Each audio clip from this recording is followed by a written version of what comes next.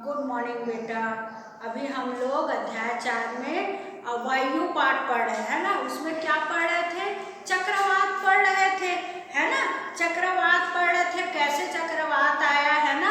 हवा पवन कितनी चल रही थी, जिसमें मानव और धन जन सबकी कितनी हानि हुई, है ना। अब देखिए यहाँ पर ये देखो ये वाला भाग, है ना। अब यहाँ पर क्या है, 23 अक्टूबर 1999 को, है ना, पूर्वी पोर्ट ब्लेयर को निकट थाईलैंड में खाड़ी में अवपात के कारण यह चक्रवात उत्पन्न हुआ था, है ना। कहाँ हुआ था? 23 अक्टूबर 1999 को, है ना, पोर्ट ब्लेयर के निकट थाईलैंड की खाड़ी में हुआ था। किसमें हुआ था? थाईलैंड की खाड़ी में हुआ था। यह अवदाब, है ना, अवदाब के कारण चक्रवात उत्पन्न हुआ था और यह धीरे धीरे क्या हो गया, उत्तर पश्चिम दिशा की ओर बढ़ने लग गया। किसकी ओर बढ़ने लग गया? उत्तर पश्चिम दिशा की ओर बढ़ने लग गया। अब यह गहन होकर इसने महाचक्रवात का रूप ले लिया, है ना। और यह इतना भारी हो गया कि यह महाचक्रवात का रूप ले लिया, ठीक। और 29 अक्टूबर को सुबह 10:30 बजे, है ना, ओडिशा के इरेसामा एवं बालीगुडा के बीच के क्षेत्र को पूरा प्रभावित कर दिया, है ना। अब उस क्षेत्र को प्रभावित करेगा तो उड़ीसा के ही निकट है ना हमारा छत्तीसगढ़, है ना। तो वह क्या हो गया, उसकी चपेट में यह भी आ गया, है ना। यहाँ भी तबाही मच गई। इस चक्रवात ने भुवनेश्वर, कटक और 28 तटीय नगरों सहित उड़ीसा के पूरे तट को क्या कर दिया था? बर्बाद कर दिया था, है ना। चक्रवात आया तो पूरे भुवनेश्वर है, कटक है और 28 तटीय नगरों को, है ना, आसपास के 28 नगरों को भी यह क्या कर दिया? तबाही मचा दिया, अपने चपेट में ले लिया। इस प्रकार से इसमें लगभग 130 लोग प्रभावित हुए। कितने लोग प्रभावित हुए? 130 लोग प्रभावित हुए। बहुत बड़ी संख्या में क्या हुए? पशुओं की भी मौत हो गई, है ना। पशुओं की भी मौत हो गई। धान है, सब्जी है, फसलें हैं, खड़ी फसलें हैं, भारी नुकसान हुआ सभी का, है ना। मतलब धन जन की बहुत हानि हुई। ज्वरीय प्रकोष्ठ के कारण उत्पन्न हुई लवणता के कारण कृषि योग्य विशाल भूमि क्षेत्र अनुपजाऊ हो गए, है ना। और कृषि योग्य भूमि क्या हो गया? अनुपजाऊ हो गया बाढ़ के कारण, है ना। इस प्रकार से वहाँ साल है, सागौन है एवं बांस के बागान वाले विशाल क्षेत्र, भू क्षेत्र, है ना, वह क्या हो गए? नष्ट हो गए। वह नष्ट हो गए। पारादीप एवं कोणार्क के बीच स्थित मैंग्रोव के जंगल लुप्त भी हो गए, है ना।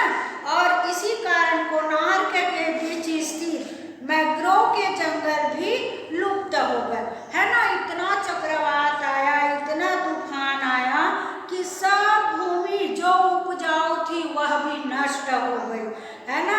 साल है, सागौन है, बांस है, इन सब के विशाल बागान भी नष्ट हो गए थे, जिसके कारण क्या हुई? धन की हानि हो गई, है ना। भूमि बंजर हो गया तो कहाँ से फसल उपजेगी? और फसल नहीं उपजाएंगे तो क्या होगा? धन प्राप्त होगा क्या? नहीं होगा। इस प्रकार से धन की भी बहुत हानि हो गई, ठीक। अब हम लोग इसी चक्रवाती, देखो कितने प्रकार की होती है चक्रवात? 3 प्रकार की होती है ना। पहला क्या है? जैसे वर्षा होती है ना। अभी पढ़े ना, एक चक्रवात है, फिर दूसरी चक्रवाती है, फिर तीसरी महाचक्रवाती रूप धारण कर लिया कि नहीं कर लिया? कर लिया। अब वैसे ही यहाँ पर वर्षा होती है ना। क्या होती है?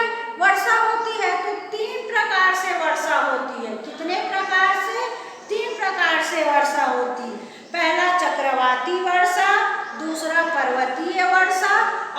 तीसरा संवहनीय वर्षा, है ना। कितने प्रकार की वर्षा होती है? 3 प्रकार की। पहला चक्रवाती वर्षा, दूसरा पर्वतीय वर्षा और तीसरा संवहनीय वर्षा। अब यहाँ पर देखिए बेटा, ये चित्र को सब अपने कॉपी में बनाओगे, ठीक है। अब यहाँ देखिए, ये पहला ये चक्रवाती वर्षा है ना। ये पहला चक्रवाती वर्षा हो गया। अब ये दूसरा पर्वतीय, कौन सा है?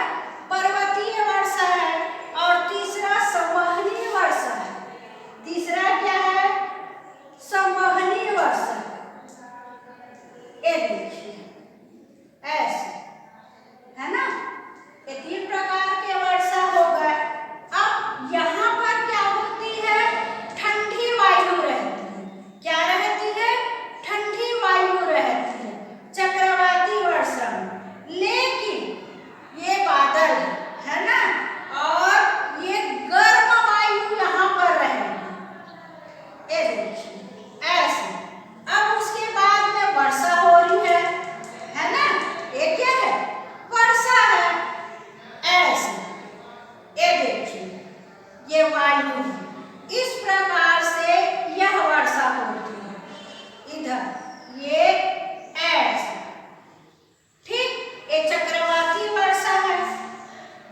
अब देखो इधर ये आर्द्र वायु रहता है। यहाँ पर क्या रहता है? आर्द्र वायु, ठीक। ये बादल है ऐसे, ठीक है।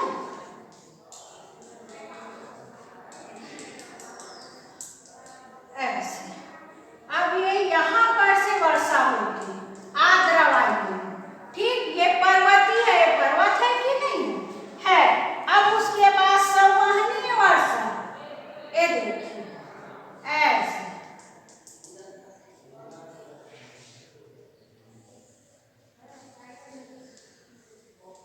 ये देखिए। ये क्या रहती है? गर्म वायु रहती है। यहाँ की वायु क्या रहती है? गर्म रहती है। इस प्रकार से वर्षा होती है। ये देखिए, ये देखे हो ना, कभी कभी क्या होता है, इतना तेज बारिश होता है, बारिश के साथ साथ क्या होती है? हवा चलती है, पवन वायु, है कि नहीं। इतना तेज रहता है कि कभी कभी वह अपना रुख भी बदलता जाता है, दिशा बदल जाता है। बारिश होता है तो देखे कि नहीं, देखिए कैसे कभी उत्तर, कभी दक्षिण, कभी पूरब, कभी पश्चिम की ओर ये आती है वर्षा, है ना।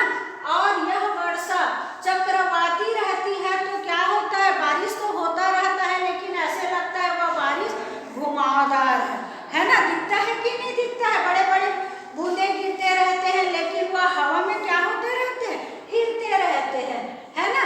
इस प्रकार से यह कितने प्रकार के वर्षा हो गए? 3 प्रकार के वर्षा हो गए। कितने प्रकार के वर्षा हो गए? 3 प्रकार के हो गए। पहला चक्रवाती वर्षा, दूसरा पर्वतीय वर्षा और तीसरा संवहनीय वर्षा। ये तीनों वर्षाएं हैं, ठीक। अब उसके बाद देखिए, यह आर्द्रता है ना। जब वायु में जल वाष्प की मात्रा अधिक हो जाती है ना। जब वायु में जल वाष्प की मात्रा अधिक होती है तो हम उसे क्या कहते हैं? आर्द्र दिन कहते हैं, है ना। आर्द्र दिन कहते हैं। जैसे जैसे वायु गर्म होती जाती है, उसकी जल वाष्प धारण करने की क्षमता क्या होती जाती है? बढ़ती जाती है। और इस प्रकार से यह और अधिक आर्द्र होती जाती है ना। आर्द्र दिन में देखना, कपड़े सूखने में काफी समय लगता है कि नहीं लगता है? देखिए ना, बरसात के दिनों में एवं हमारे शरीर से पसीना आसानी से नहीं सूखता है, चिपचिपा रहता है ना। और हम असहज महसूस करते हैं, असहज, है ना। चिड़चिड़ापन लगता है, ओहो कैसा पसीना आ रहा, कितना उमस गर्मी है ना। इस प्रकार से यह आर्द्र रहता है। जब जल वाष्प उठता है तो यह ठंडा होना शुरू हो जाता है, लेकिन वाष्प संघनित होकर ठंडा होकर वह जल की बूंदें बनाते रहते करता है? क्या बनाता है? जल की बूंदें बनाता है। बादल इन्हीं बूंदों से, इन बूंदों की समूह से क्या करता है? जल की ये बूंदें इतनी भारी हो जाती है कि वायु में तैर न सके, ये ऐसे वर्षण के रूप में नीचे आती है ना। देखिए ना कैसे बरसात होता है कि नहीं होता है, तो वह वायु को भी क्या करती है? पछाड़ देती है और बारिश होने लगती है। इस प्रकार से यह क्या होता है? वर्षा होता है ना।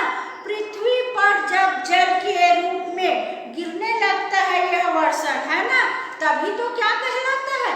वर्षा कहलाता है ना। यही क्या कहलाता है? वर्षा कहलाता है। ज्यादातर भौम जल वर्षा जल से ही प्राप्त होता है ना। और पौधे जल संरक्षण में मदद करते हैं। बिना पानी के जीवित रहेंगे क्या? नहीं रहेंगे, है ना। जल ही जीवन है, जल है तो कल है। इस प्रकार से यह वर्षा मानव जीवन के लिए बहुत उपयोगी है। ठीक है।